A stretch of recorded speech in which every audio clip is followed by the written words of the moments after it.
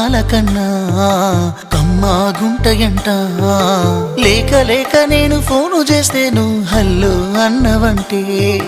బెల్లం బువ్వ కన్నా తీయగుంటదంట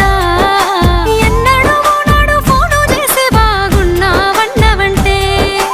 ఏడాది ఎండల్లో ఉంటేనై మోస్తున్న నా బతుకు కష్టాలని పిల్ల నీ చెయ్యి పట్టాలని నల్లని సీకట్లో ఒకదాన్నే కూసున్న దిక్కులేని పచ్చినయ్యి బావా నువ్వెప్పుడొస్తావని ఏళ్ళైపోతుంది పిల్ల ఎన్నెలొచ్చింది మన బతుకులా